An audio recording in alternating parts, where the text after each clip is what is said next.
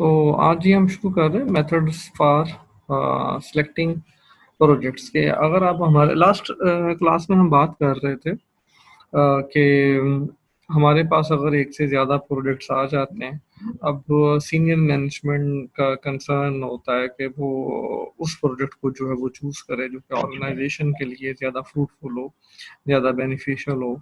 और इसके लिए फिर मुख्तलिफ चीज़ों को वो देखते हैं। कोई एक पैरामीटर नहीं है जिसके ऊपर आप ये वाला फैसला ले सकते हैं। तो मुख्तलिफ क्राइटेरिया हैं जिनके ऊपर जज किया जाता है कि हमें इन पूल में से, जो हमारे पास पूल मौजूद है प्रोजेक्ट्स का, इनमें से किस प्रोजेक्ट को पिक करना चाहिए कि वो हमारे ऑर्गेनाइजेशन के लिए जो है वो ज़्यादा फ्रूटफुल साबित हो। तो जब भी किसी प्रोजेक्ट को सिलेक्ट किया जाता है तो उसके लिए कुछ चीज़ों को मद्देनज़र रखा जाता है। वो क्या है? वो आपके सामने ये स्क्रीन पे इस वक़्त आ रही हैं। Focusing on broad organisational needs, कि जो ऑर्गेनाइजेशनल की नीड होती है वो ब्रॉड लेवल पे उसको देखा जा रहा होता है। मैं इसकी मिसाल कुछ यूं देता हूँ कि अगर फर्ज करें, हम लोग कहते हैं कि हमारे पास एक प्रोजेक्ट, को दो चार प्रोजेक्ट्स हैं और एक प्रोजेक्ट वो है जो हम कहते हैं कि हमारे पास करंटली है मशीन लर्निंग का, और हमारे पास 3 प्रोजेक्ट्स हैं जो कि आम वेबसाइट बनाने के हवाले से कुछ इस तरीके से हैं। हम कहते हैं एक छोटा-सा हमारा ऑर्गेनाइज़ेशन है जिसमें बहुत थोड़े से एम्प्लॉइज़ हैं, तो हमारे पास कुछ इस तरह के प्रोजेक्ट आ गए। अब अगर हम देखा जाए वेबसाइट बनाने के हवाले से, तो बहुत सारे सॉफ्टवेयर हाउसेज़ हैं जो कि वेबसाइट बना के दे रहे हैं। हाँ, लेकिन अगर हम बात करते हैं मशीन लर्निंग की, तो बहुत ही थोड़े ऐसे सॉफ्टवेयर हाउसेज़ हैं जो फ़िलहाल मशीन लर्निंग पे काम करते हैं। तो आने वाले वक़्त में, चूँकि जो हम कहते हैं कि जो दौर शुरू होगा वो आर्टिफ़िशियल इंटेलिजेंस का है, तो इसलिए वो प्रोजेक्ट जो कि एआई के ऊपर होंगे, मशीन लर्निंग के ऊपर होंगे, वो हमारी ऑर्गनाइज़ेशन के लिए ज़्यादा बेनिफिशियल हो सकते हैं, रादर दैन कि हम वही वेबसाइट्स बनाएँ जैसे कि बाकी सारे बना रहे हैं। तो आने वाले वक़्त के लिए हम जो है वो हमारे लिए बेहतर है कि हम मशीन लर्निंग की तरफ जो है वो चले जाएँ। जी।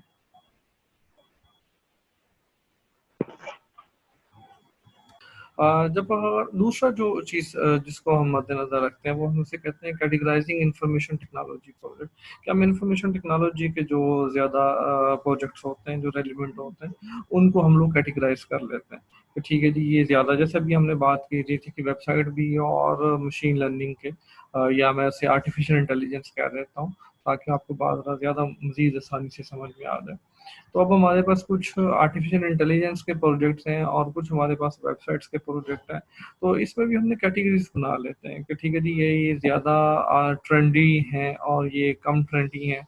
और जैसे कि आजकल के लिहाज से अगर मैं बात करता हूँ तो चैट रिपोर्ट का बहुत ज़्यादा ट्रेंड आ रहा है। चैट रिपोर्ट बेसिकली क्या होते हैं कि आपने अक्सर देखा होगा कि हमारे जो वेबसाइट्स होती हैं, उनके नीचे एक छोटी-सी आ रहा होता है कि अगर आप चैट करना चाहें कंपनी के नुमाइंदे से, तो उन्होंने वो ऑप्शन दी होती है। अब उसमें क्या होता था कि वो कंपनी को एक जो है वो पर्सन फुल फ्लेज्ड डिप्लॉय करना पड़ता था, जो वहाँ पर अवेलेबल हो। तो अब क्या हो रहा है, वो कहते हैं कि ये काम जो है वो कंप्यूटर के ज़िम्मे डाल दिया, आर्टिफ़िशियल इंटेलिजेंस के ज़िम्मे डाल दिया कि आप सवाल करते हैं, तो वो सवाल का जवाब जो है वो रोबोट दे रहा होता है।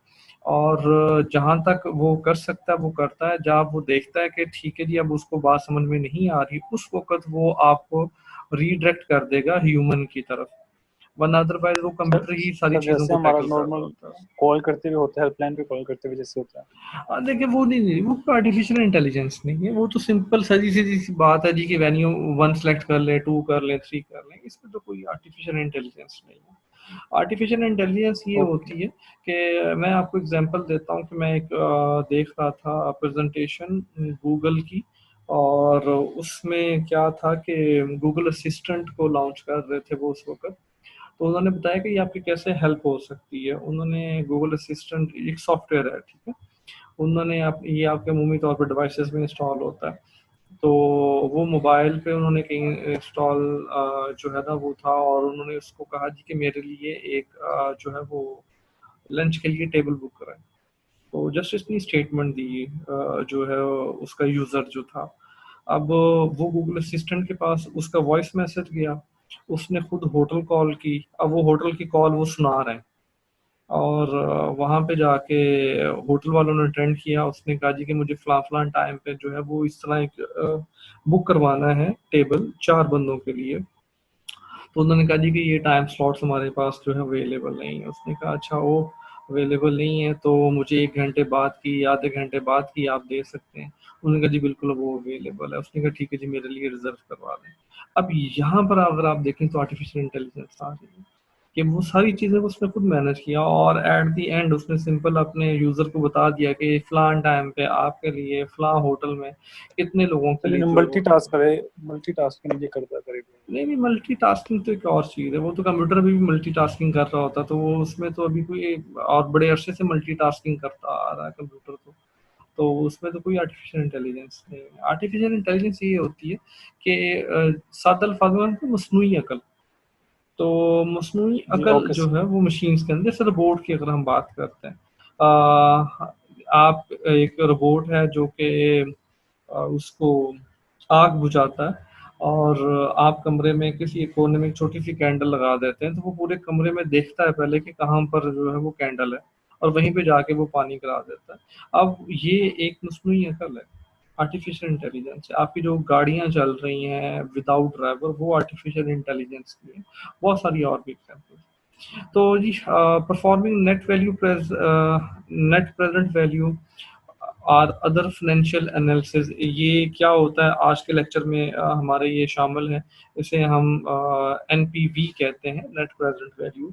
तो एनपीवी क्या होता है, कैसे कैलकुलेट होता है, हमारे आज के लेक्चर में ये शामिल है।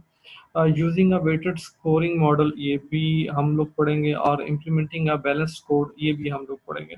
तो ये नीचे वाले जो 3 पॉइंट्स हैं, ये जैसे ही हमारे पास वो टॉपिक्स और आते हैं तो उस वक्त मैं आपको ये क्लियर कर दूंगा, और वो आज के लेक्चर में हमारे पास जो है एट द एंड जो है वो आ जाएंगे। अच्छा जी, अब हम अगली स्लाइड पे जाते हैं।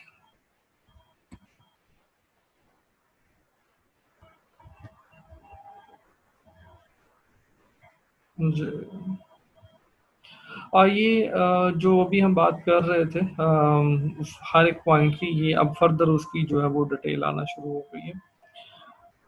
अ, हम अभी दोबारा वही पहले वाला पॉइंट कि focusing on broad organisation need में जो है 3 इंपॉर्टेंट क्राइटेरिया को जो है वो डिस्कस कर रहे होते हैं। पहला, there is a need for the project, क्या उसकी वाकई ज़रूरत है, हमें उस प्रोजेक्ट की हमें वो करना चाहिए। देयर आर फंड्स अवेलेबल, उस प्रोजेक्ट को करने के लिए क्या हमारे पास फंड्स भी अवेलेबल हैं। There a strong will to make the project success, और क्या उस प्रोजेक्ट को मुकम्मल करने के लिए, सक्सेसफुल करने के लिए हमारे पास जो है वो उतनी स्ट्रॉन्ग विल भी मौजूद है कि नहीं है। तो ये 3 इंपॉर्टेंट क्राइटेरिया जो है वो कंसीडर किए जा रहे होते हैं। मैं दोबारा रिपीट कर देता हूँ जी। There is a need for the project, क्या हमें वाकई इस प्रोजेक्ट की ज़रूरत है। क्या ऐसा तो नहीं है कि अगर हम ये नहीं भी करते तो हमारा गुजारा हो रहा है, और हमें काम का एक नए प्रोजेक्ट में अपने टीम को नहीं उलझाना चाहिए। तो इसकी नीड कितनी ज़्यादा है। दूसरा, देयर आर फंड्स अवेलेबल, कि इस प्रोजेक्ट को करने के लिए हमारे पास फंड्स कितने अवेलेबल हैं। देखिए कुछ प्रोजेक्ट्स ऐसे होते हैं जिनको करने के लिए बहुत ज़्यादा फंड्स चाहिए होते हैं। मैं मिसाल देता हूँ कि कुछ प्रोजेक्ट्स पे काम किया जा रहा था, आज से काफ़ी साल पहले की बात है, बल्कि एक पाकिस्तानी डॉक्टर था नवीद, और वो कैनेडियन नेशनैलिटी होल्डर था। वो प्रोजेक्ट क्या था कि आपके दिमाग के पीछे एक चिप लगाई जाएगी, ठीक है, आपके सर के पीछे जो है वो दिमाग में जो है वो चिप जो है वो ऊपर से इंजेक्ट कर दी जाती है। तो वो चिप की जो पिन्स थी वो बेसिकली आपके ना जिल्स के अंदर चली जाती थी।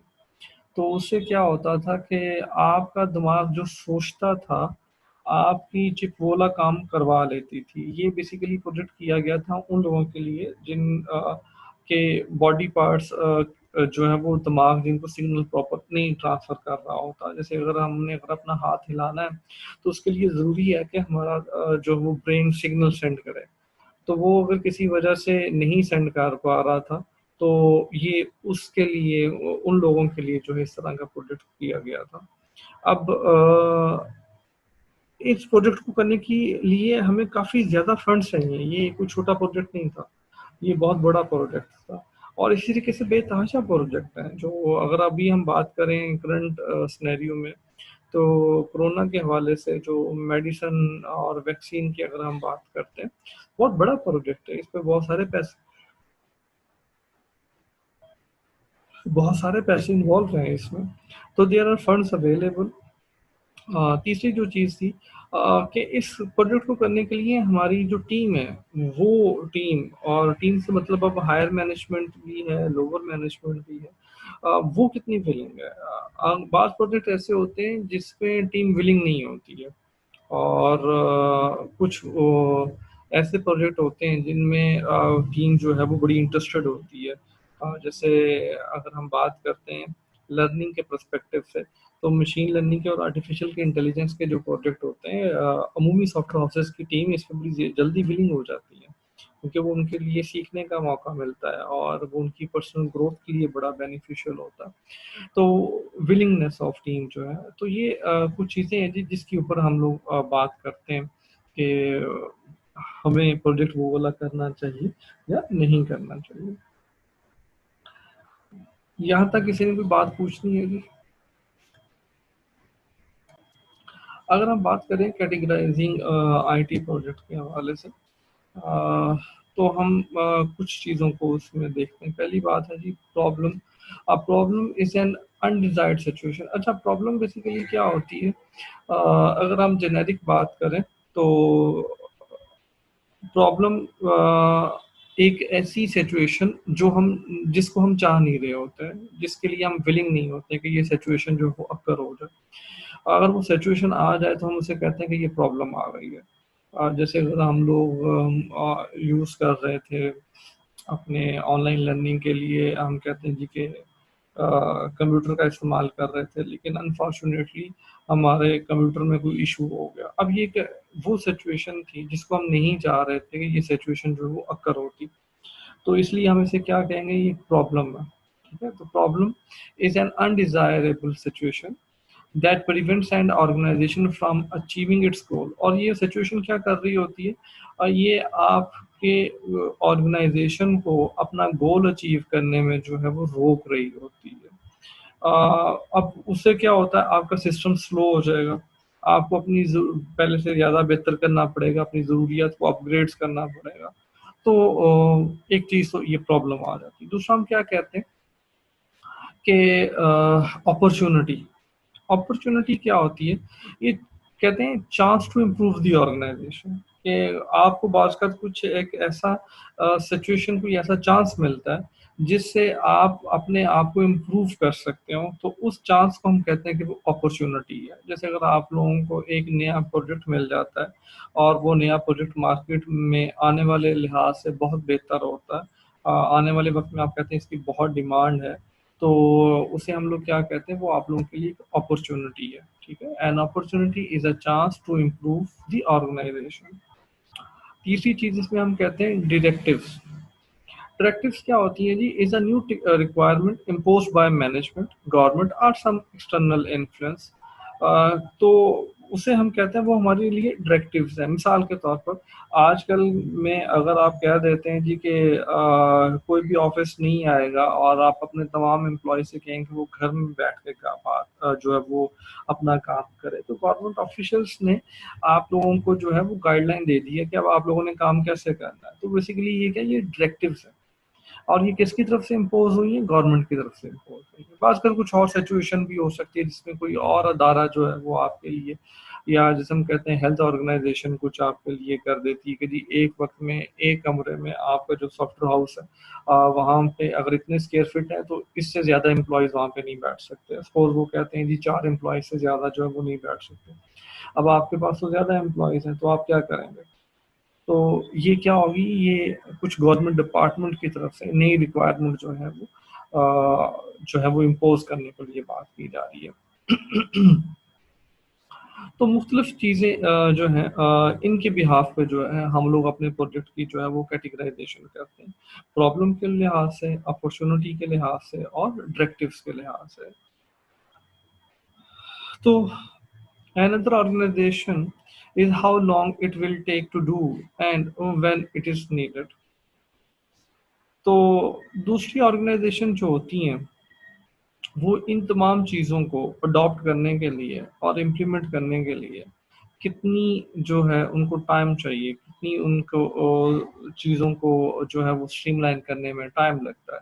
ये चीज़ें जो है और आपको ये सारी चीज़ें करने में कितना टाइम लगता है, ये चीज़ भी बहुत ज़्यादा जो है वो मैटर कर रही होती है। अगर आप को अडॉप्टेशन जो है वो स्पीड आपकी अच्छी है, तो ये आपके लिए एक बड़ा प्लस पॉइंट होता है कि आप की जो ऑर्गेनाइज़ेशंस हैं वो जो है वो जल्दी जो है वो अडॉप्ट अगर कर लेती हैं, तो मतलब इसको हम एक प्लस पॉइंट समझा जाता है।